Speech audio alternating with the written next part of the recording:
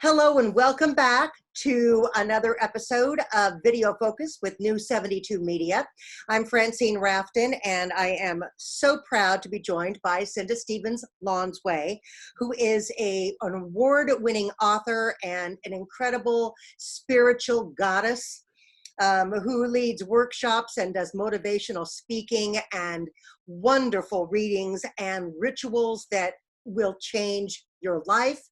I personally have experienced all of the above, and it's a stunning recommendation from me to you to go do this and be with Cinda on whatever level moves you, because you will not soon forget it. Cinda wrote a book that won numerous awards. It is a brilliant telling of her story of trauma and healing. And in part one of this interview, we heard graphically what happened in a 3-hour span of time that changed Cinda's life. And it was 3 hours. The attack was 3 hours. The interview was only one. Yeah, there you go. There you go. We didn't do 3 hours of retelling the story, but an hour that was incredibly moving. But in this segment of the interview, I really want to explore what changed your life after that, and that was the healing. But start with telling us a little bit about how you came to realize you really were suffering from PTSD, that your trauma was going to be with you years and decades later, and it started to manifest in ways that affected your marriage, your motherhood, your profession. You know, because we talk about trauma and it is caused, you know, by a multitude of experiences. Somebody listening right now could be somebody who experienced military combat, or God forbid went through a school shooting, or a divorce, or domestic violence. You know, the things that can create a trauma in your life are tenfold. And I think that living through COVID-19 is also a trauma that many people are going to have a lifetime of dealing with the trauma of what our normal has become. But the point being that trauma is very subjective and personal. Your trauma simmered inside of you for literally decades, building upon the layers of pain that was from where they began. So how did it begin to manifest for you? And did you realize that you were really suffering from PTSD? And how did it affect you as a mom and as a professional, etc.? Yeah, you know, Francine, I'm really glad that we're going to talk about this, because so when I was 19 and I was attacked, and there was no closure. A lot of people think, well, healing will happen when there is closure.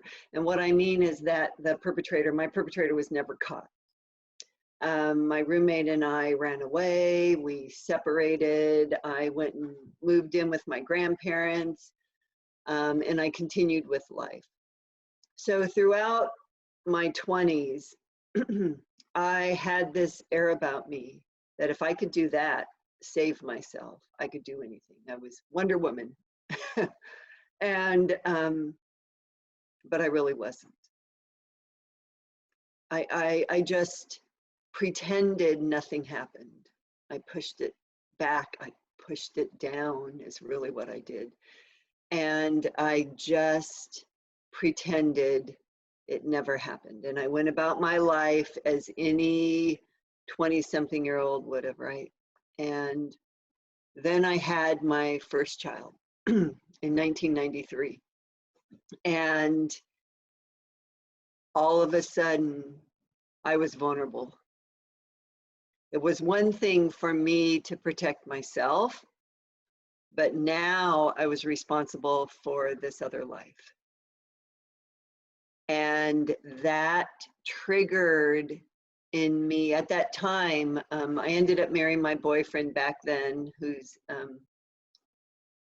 and so we had moved to California because of our careers from Portland, and so I'm separated from family.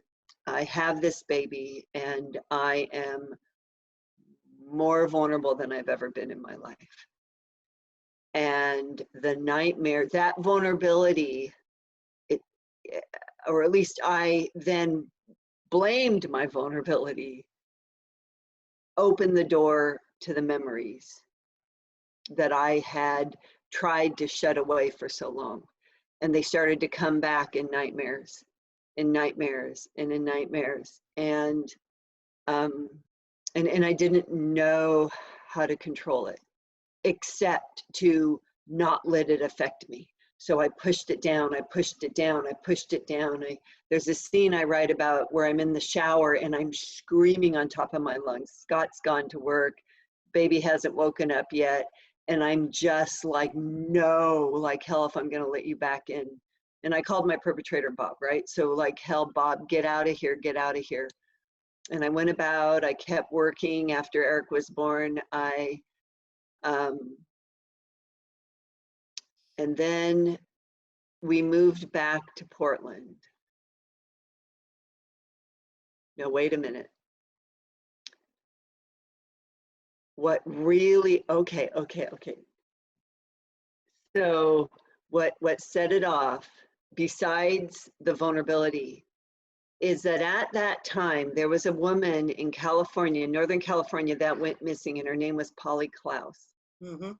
And she had been abducted from a sleepover at her parents' house, and they later found the perpetrator, the kidnapper. And what helped them catch the man was a composite drawing that was done of him. And the artist, the forensic artist who had drawn the composite drawing of the man who had kidnapped Polly Klaus, Polly Klaus, am I saying her name right? The forensic artist that drew such a spectacular picture of this guy was the same artist from Portland that drew mine. Wow. And they interviewed her. And in that moment when I saw her on television, you know, sort of like the timelines collapsed. I was 19 again. I was in her office.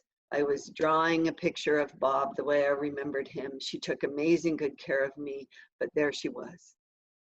There she was, you know, over 10 years later. And I'm like, you know, Why oh is my it God, happening? Why is it back? Why? Yeah, it's just like, what is happening? What is happening? Why now? What's happening? What's happening? And I just remember being, oh my God, and I could not get control of it. And then to make matters worse, we moved back to Portland. So now I am remembering the attack in a way I don't want to. I'm feeling more vulnerable than ever. I'm being triggered by seeing this woman, the forensic artist, on television, and I'm desperate. Then I get pregnant with my second. And in 1996, I give birth to Ryan. And I just couldn't recover. I just couldn't recover. And for 2 years, even after that, at the time I was babysitting and kind of taking care of two of my nieces who I just, you know, loved dearly. So I had kind of this family of 4 during the day. And during that time, also when I was taking care of my niece, she was in kindergarten. I was at her school picking her up, and I had a little puppy to add to the chaos. And a woman came up to meet the dog, and it happened to be my old roommate. So my old roommate, Katie, shows herself, and there she is. So now that even brings up all of the memories. So I had lost complete contact with her, and her son was in the same kindergarten class as my niece. What are the chances? So all of this bombardment, and it was coming from all sides, and I was starting to lose my mind. So Nightmare upon nightmare. What? How did it manifest? So, I mean, were you angry a lot? Did you Oh, get angry yeah. quick? And the dog, You know, yes, she was pissed. I'm really glad you asked this. It presented itself as rage. River, stop it. It presented itself as rage. okay. And finally I had to call my sister-in-law and I said, you know, I can't do this anymore. I can't watch the girls. I just can't watch the girls anymore. And I'd watched them for like 3 years or something like that. And then I tried to maintain the best that I could. There's someone outside, so my dog is growling, which is hysterical because I'm building up in my own stress factor, and I think that the dog is responding to that. So I tried to control everything, and I ended up with physical symptoms. There also was physical symptoms. I broke out in acne. I lost weight that I couldn't back then afford to lose. I was like skin and bones. I was diagnosed with irritable bowel syndrome, which now makes sense because I was shoving everything down. I wasn't facing any of it. I wasn't willing to look. And so finally one day in the shower, I heard, "Face it." I heard the words, "Face it." And I'm like, what does that mean? What does that mean? What does that mean? And I decided, I think I need to go back where the demons live, because by then I felt like I was being haunted. I was being haunted by Bob. I was being haunted by the memories. And no matter how fast I ran, I couldn't escape. And so I thought, I just have to go and I have to face where the demons lived. And I went back to the house. And it was gone. And instead, an apartment complex had been built where it had been. So I couldn't fight my demons. I couldn't confront them. I thought that if I could confront him and go back and force myself to remember, that it would all go away. And when I got in my car and I drove home, I swear to God, if you could make it a movie, I felt like these dark figures were just following me home. And I just, I just didn't know what to do. And then we moved into the suburbs. It's a brand new house. And in the middle of the night, underneath my window on the first floor, I hear the window shut. I hear a noise, like a, right? And I freeze. And I'm like, oh my God, he followed me home. He followed me home. And so I go downstairs with my dog. My dog heard it. My dog was wide awake.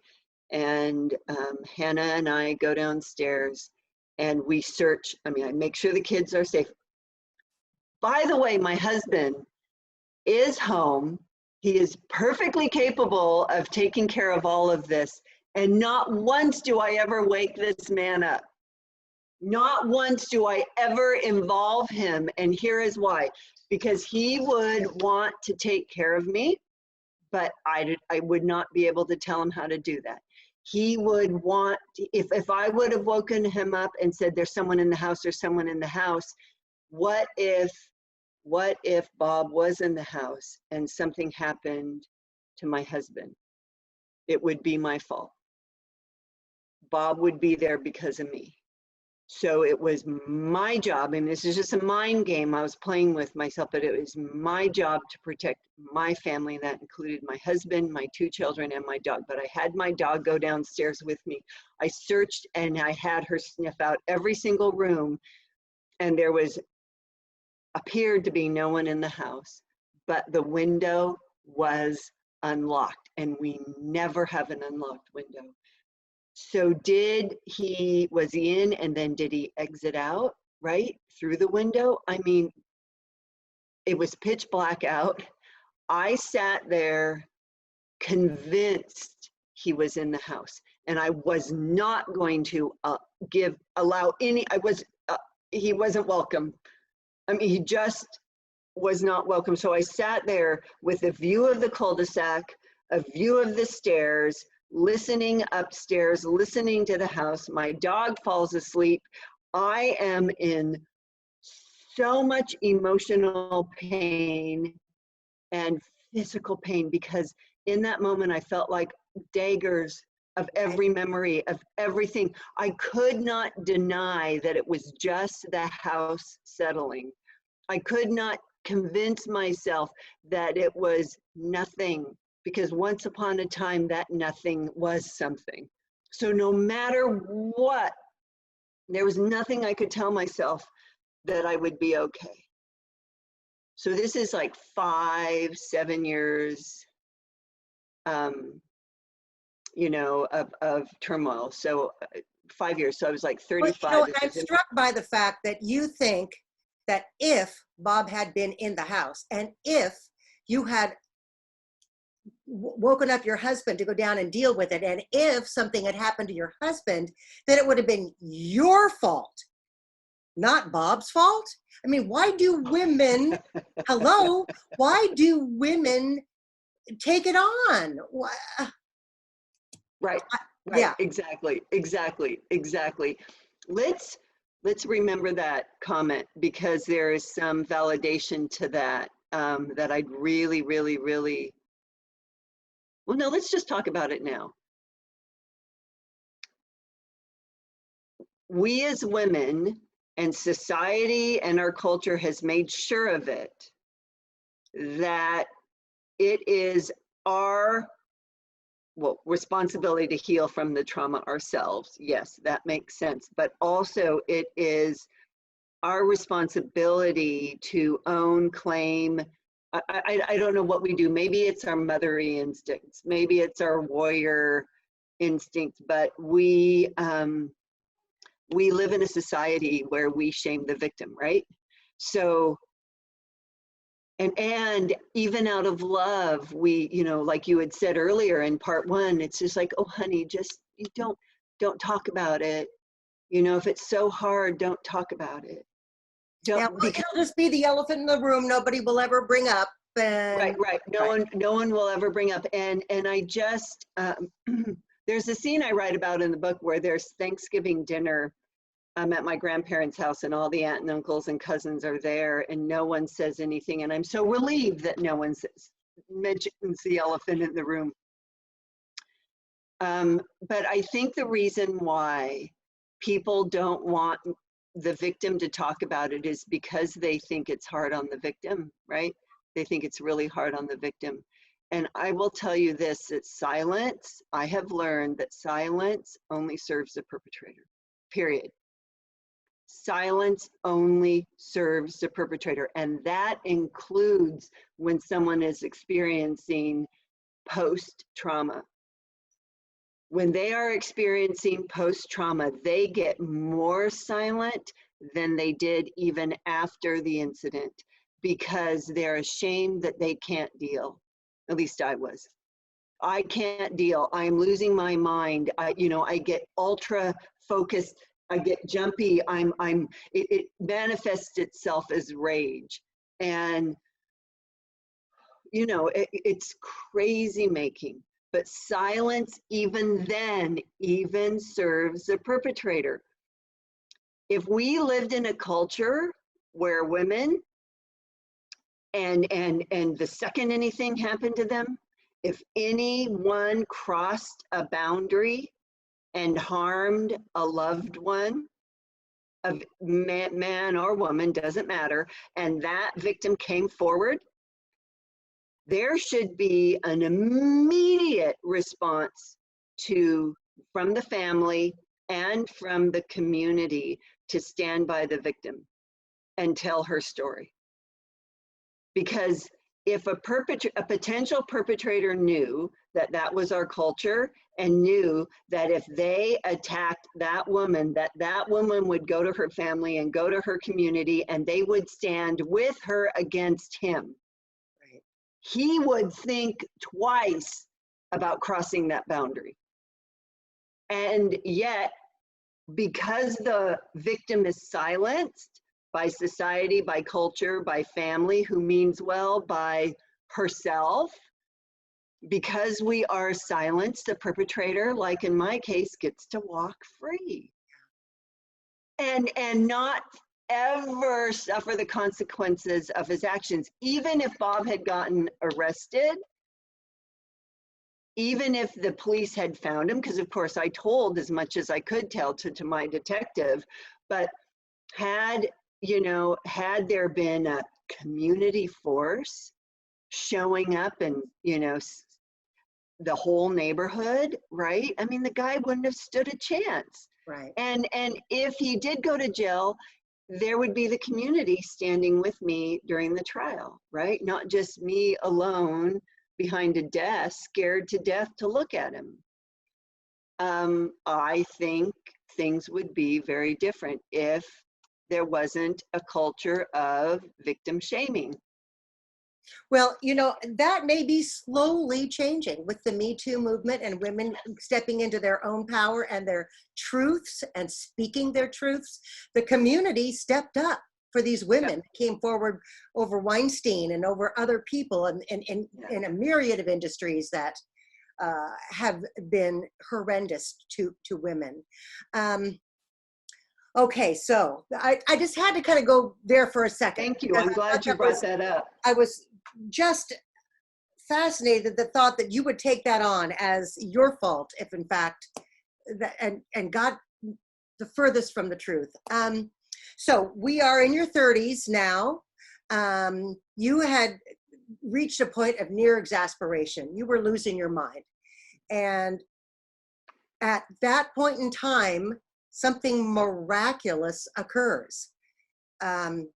You were guided by spirit, your angelic team, your archangels, your guardians, to this miraculous spiritual ritual that leads to your healing from the trauma and post-traumatic stress from when you were 19 years old.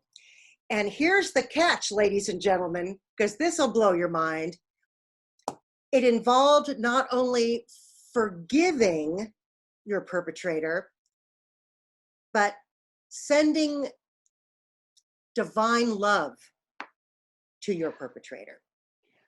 Now, some people would say, oh, what? Hell no. That we are not going to go there. That is a bridge too far. But what it did was cleanse you at a cellular level.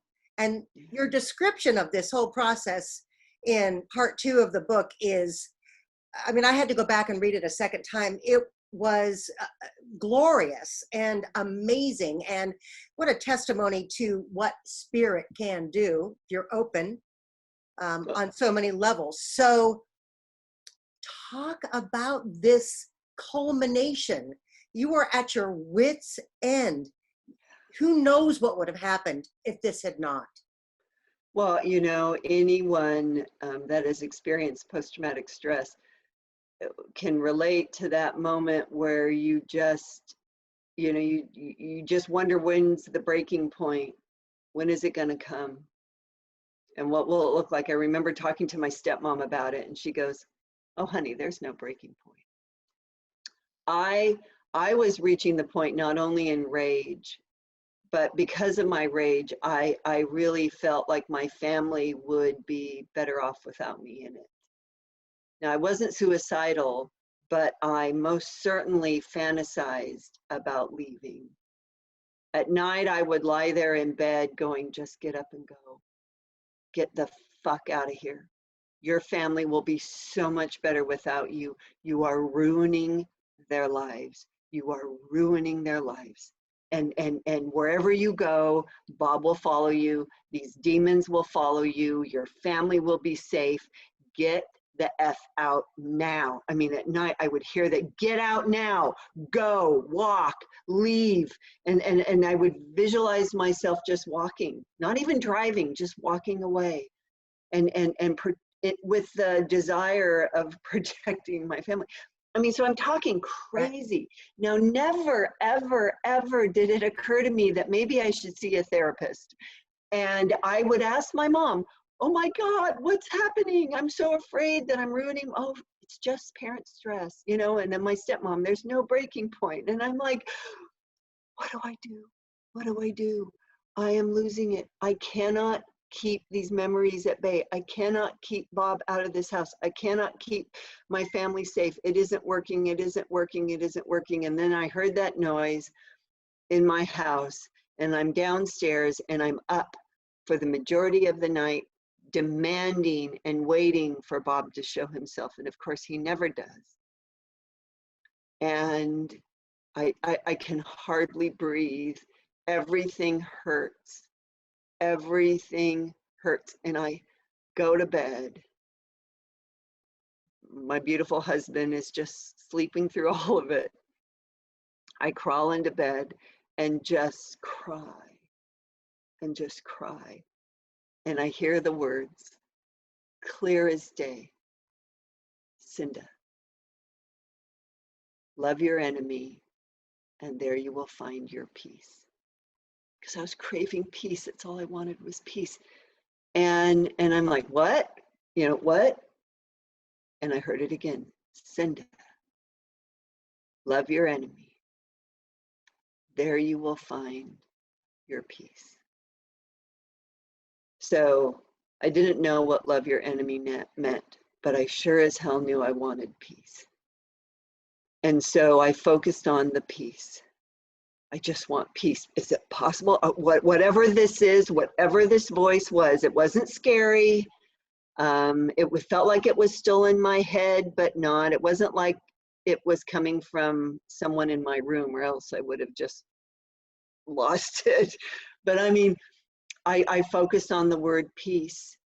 And then I said, all right, I need to bring in love. What is this love? So I thought of my husband, I thought of my kids, I thought of my dog, everything that I love. And I felt my body begin to fill with love. And I'm like, okay, peace, love, love, love, love. And then pretty soon, as if it wasn't even me,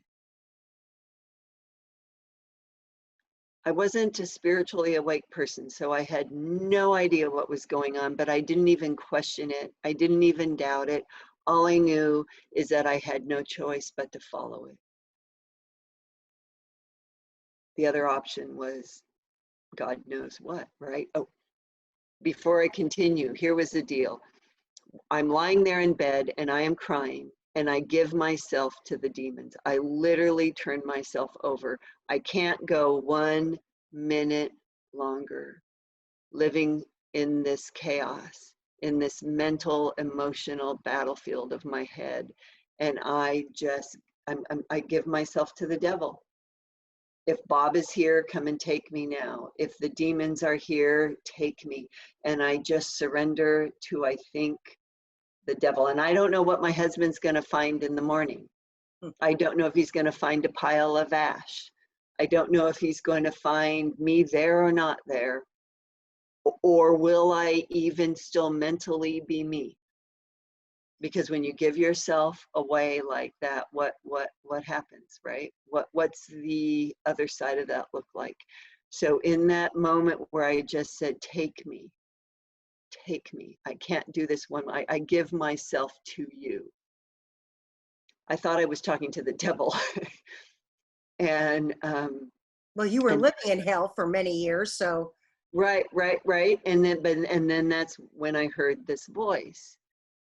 And there you will find your peace. Love your enemy, and there you will find your peace. And I'm like, all right. So then I start building up this love in me, right? I'm sleeping, but I'm wide awake. My eyes are closed.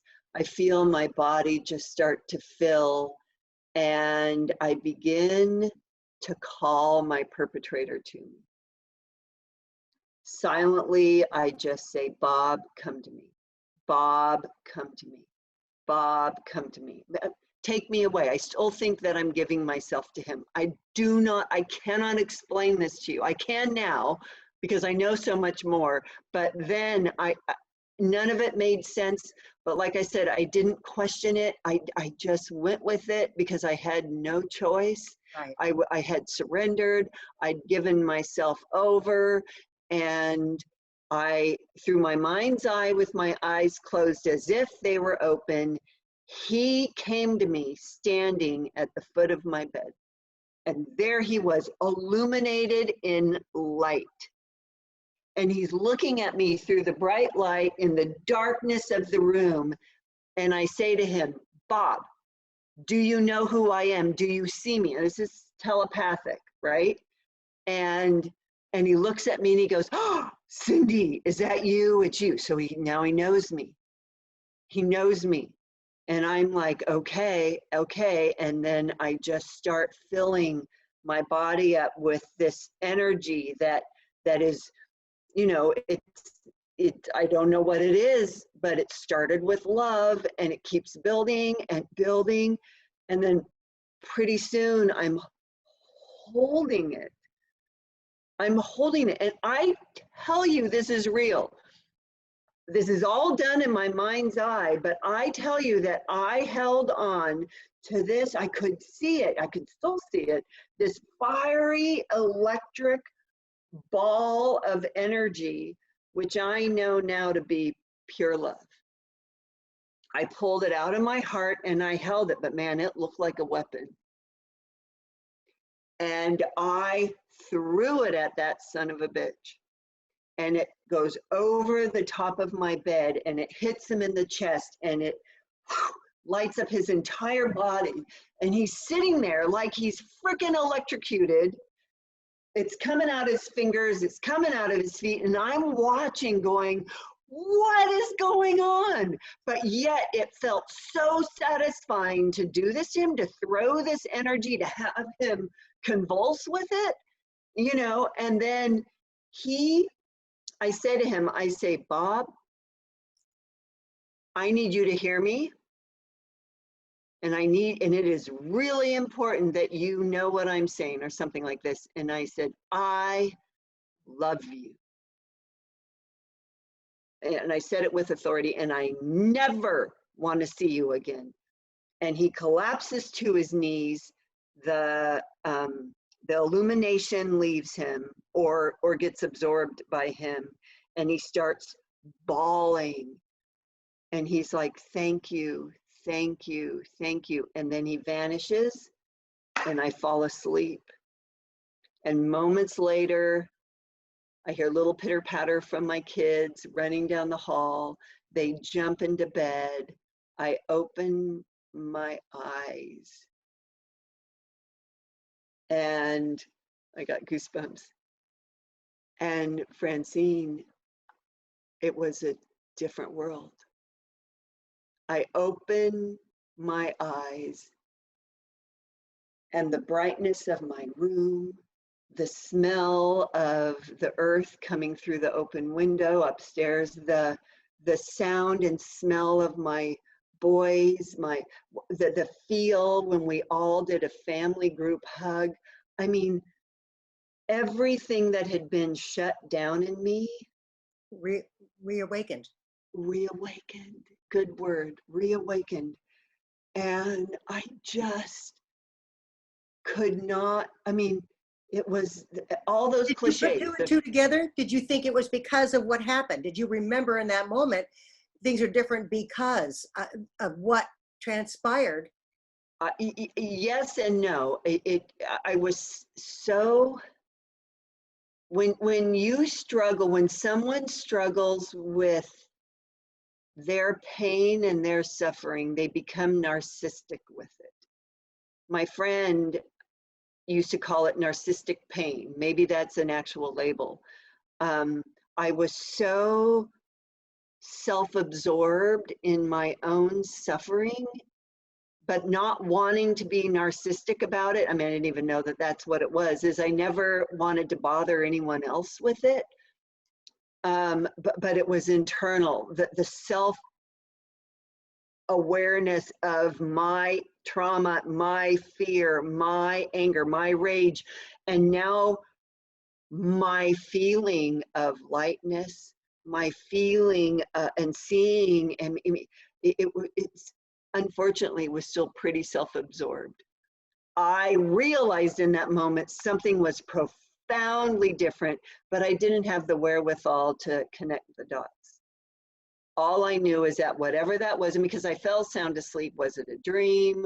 Was it not a dream? All I know is that the devil didn't come, or I should say, I thought the devil would come, but it came in, instead of the devil showing up, I like to say God did, but God showed up in the form of my perpetrator. And so, yeah, so You talk quite a bit about in the book about this loving of your enemy, the love of your enemy, like it was a love you had never experienced before, didn't know was possible. I mean, you know, the love of children, you say that about, and your mate, your partners, but how is the love of your enemy different than the other loves that most of us can relate to? Well, and so this is really interesting. And because of what I've been through, I've learned, and then because of my spiritual awakening that sort of came because of this healing came later, I have learned and recognized that there's 3 levels of love. And to understand these 3 levels is, I believe, really important and very powerful. So because we hear all the time that love is the answer, and we hear that love will heal all. And, you know, there's these sayings about love. But we know as humans that the human love, that the experience of love that we feel on the human level is, you know, it's based on passion, it's based on sexuality, it's based on attraction, it's based on compatibility. We can have a love of a friend, we can have a love of a partner, we can have a love of a pet, and most certainly the love of a child. So there's all this human love, right? But with it comes baggage. So on the human love, whenever we talk about love, I think instantly people go to their own experience as love from one human to another. And with that comes the residual opposite of the love, which can be frustration, hate, just all that baggage, especially if we've been betrayed, especially if we've been hurt, especially if we've, you know, there's the pendulum swinging from love to baggage, right? So that kind of love is not capable of healing. It is not. So as we become more spiritually awake and we begin to explore relationships based on energy and how we feel, the attraction, it's a different level of attraction. We begin to find what we call our tribe, if you will, our soul family. We begin to find people that are like-minded with us. We might talk about soulmates, or you know, our twin flames, and all of those are spiritual experiences that have to do with the mixing now of our energy, right? So we're still human, but now we're having a spiritual experience with someone else, and it feels amazing.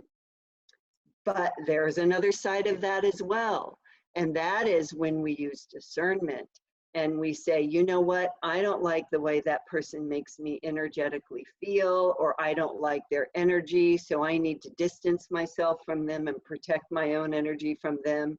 Or, you know, their beliefs, spiritual beliefs, are different than mine, and it's not a good mesh. I mean, we use, the language becomes different, right?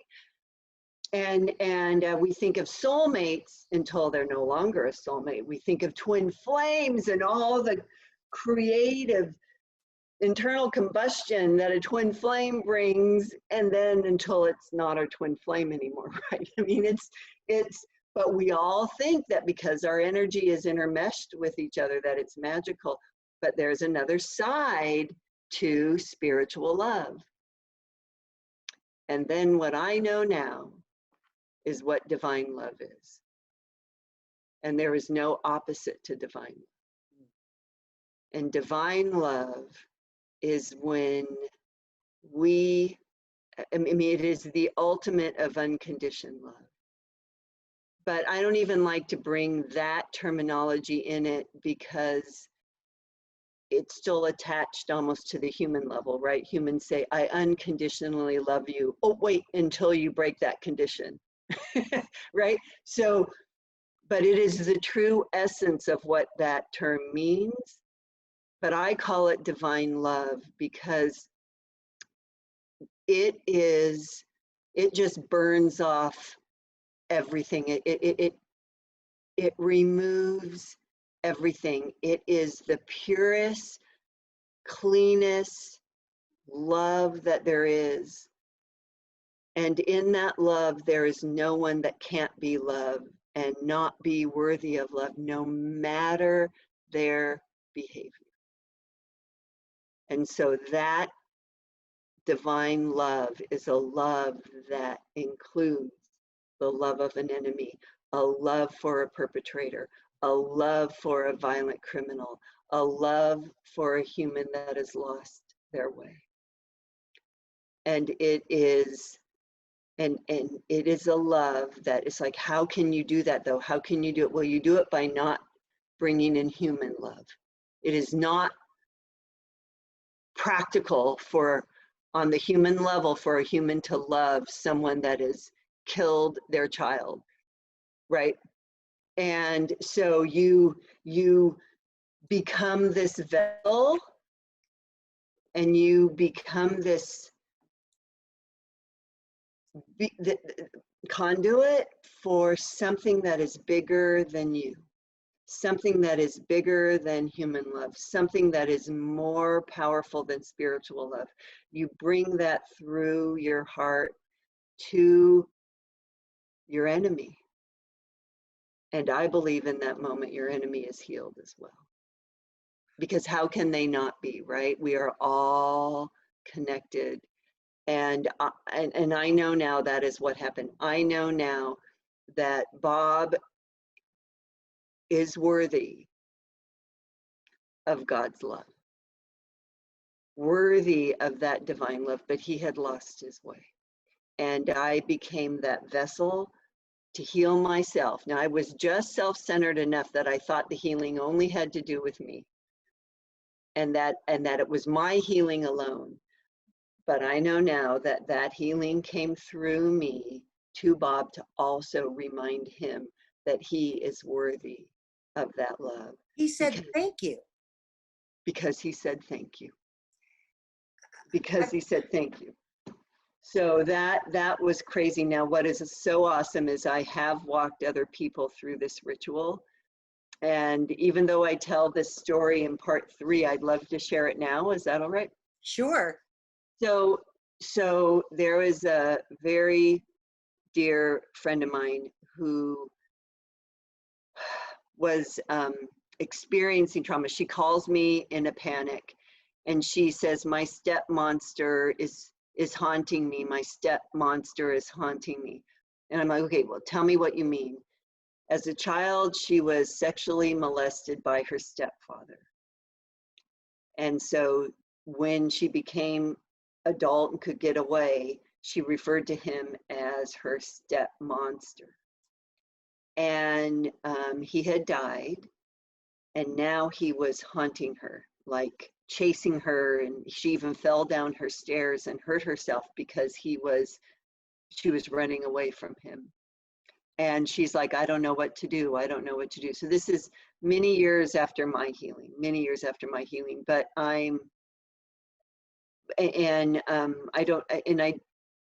think she's just calling me because I'm a friend. But I hear her, and I'm more spiritually awake and more spiritually aware. So this, because she's seen ghosts, she's like, I don't know what to do. So I told her my story. And I said, I think that we can, do you want me to walk you through this healing of divine love? And she's like, hell no. He's not worthy of divine love. Absolutely not, no way.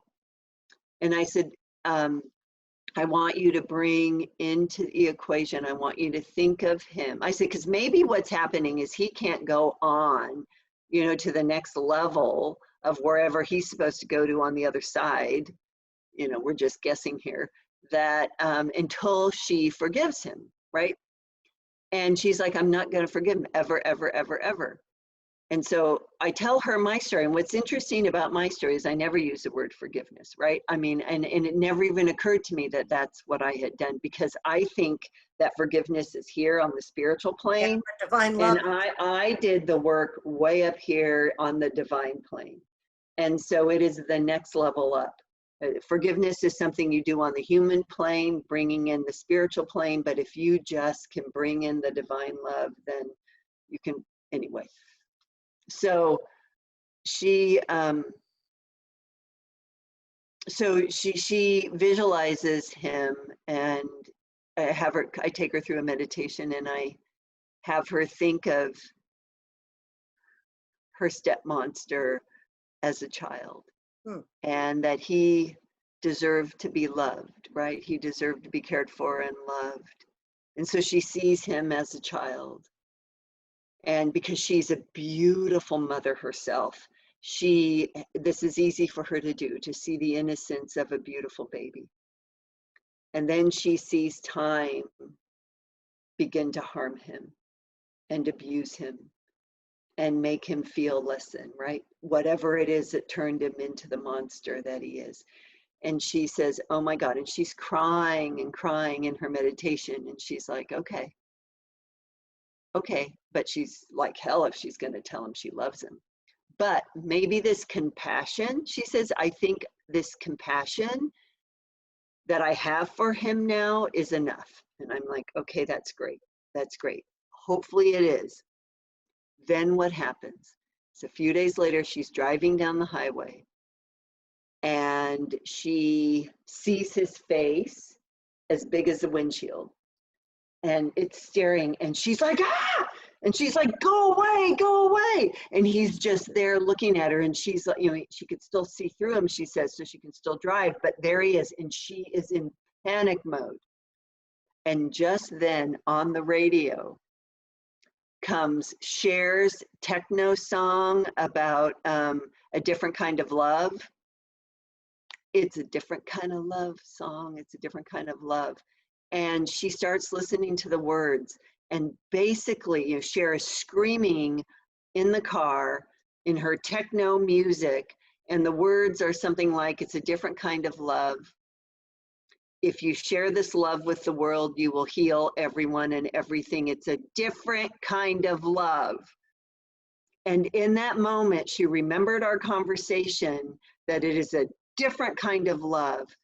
And she yells at her stepfather, because she now starts calling him stepfather again, had stopped calling him monster after the compassion showed itself. And she's yelling at him through the windshield, driving down the highway with Cher blasting on the radio, recognizing that it's a different kind of love.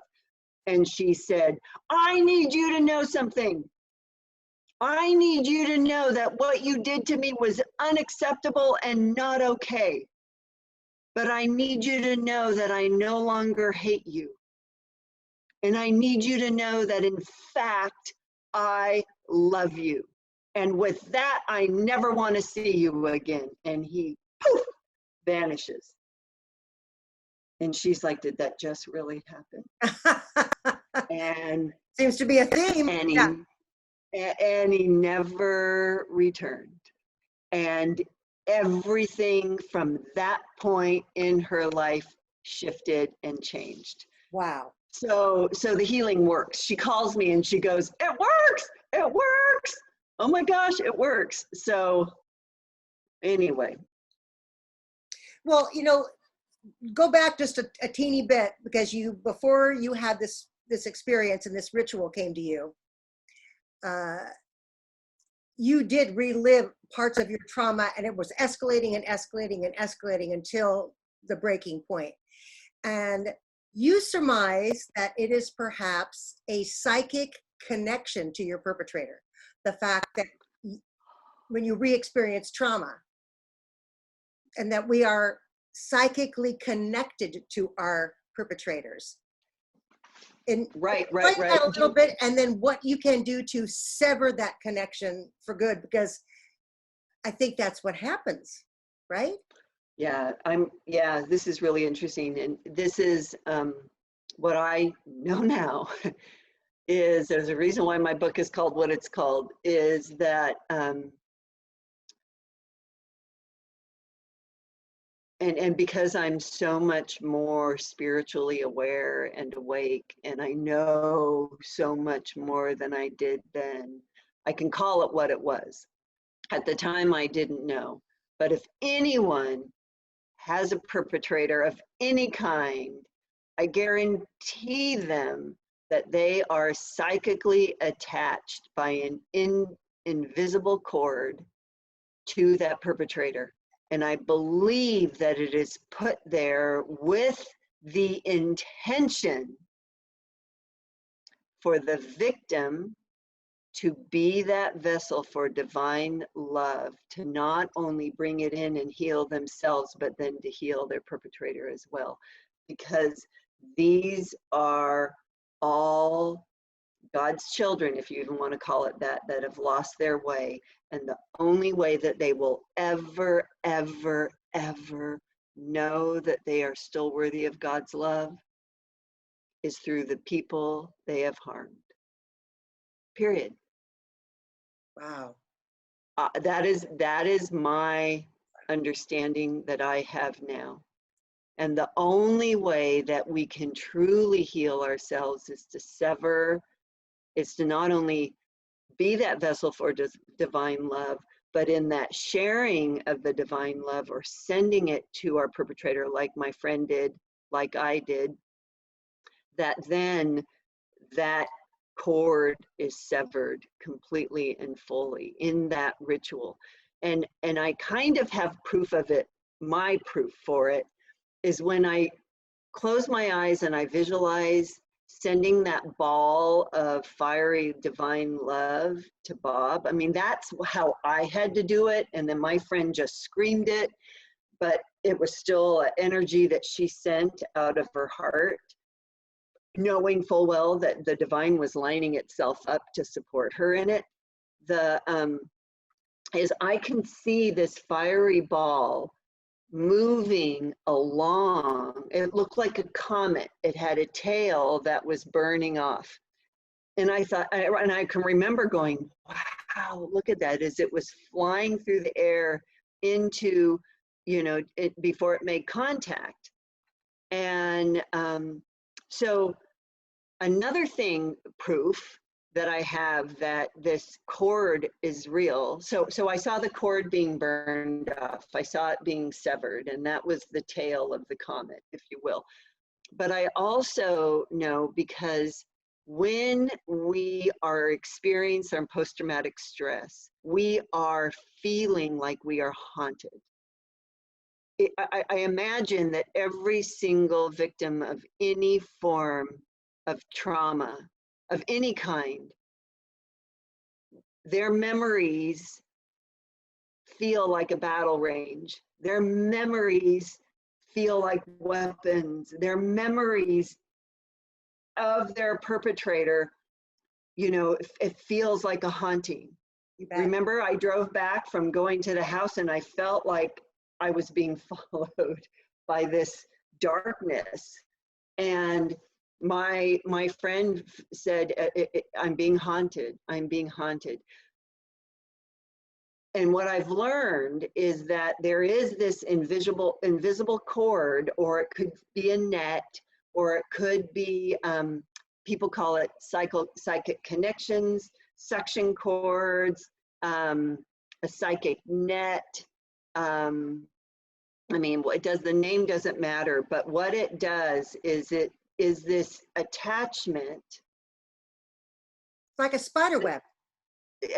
Or a spider web, right? If it's sticky, if you ever feel something on your arm when you're around someone that doesn't feel good, it's probably they're sending a spider web net, a psychic net around you to reel you in energetically. And so but in this psychic cord, we share energies.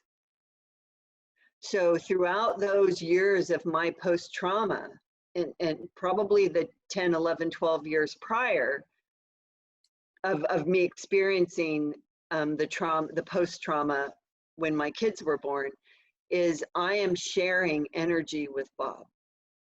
And that's why I'm haunted, or I feel like I'm haunted, because I am in his space and he is mine, no matter where he is in the world, no matter if he's alive or dead. We share energy. And the only way that they can be free, and the only way that I can be free, is to sever that. And you can do ritual around severing and separating from that which doesn't serve you, absolutely.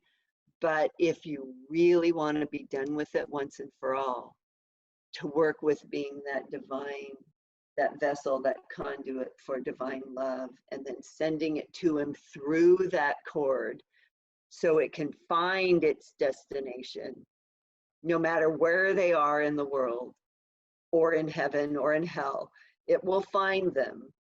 And in doing that, it is severed, and the healing happens in that moment, instantaneously. Instantaneously. Yeah. Yeah. Yeah.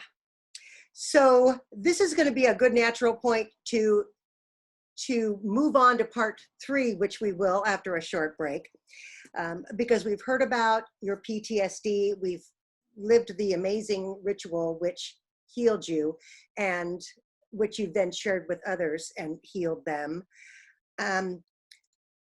But like the song by Cher on the radio, or the window in the house of the apartment that you and Katie shared that had no drapes, there are things that come to us that we can be oblivious to. Many people are, but you can also be aware of that can be profound signs of a message that you need to hear. And signs Yes. are a huge part of your book, huge part of your book. So we're going to talk about signs. We're going to talk about how in retrospect you can see them as clear as day, and you're hoping that now other people will see the signs in their life and recognize them in real time versus in hindsight. And we're going to throw in Oprah and Eckhart Tolle just for good measure. Yeah, they're part of the story too. So, and the ladies Green and River gentlemen, Killer. the Green River Killer. Well, that's a trifecta right there. I'm pretty sure. You are with New 72 Video Focus, Cinda Stevens Lonsway, and I'm Francine Raften. We'll be back with part 3 right after this.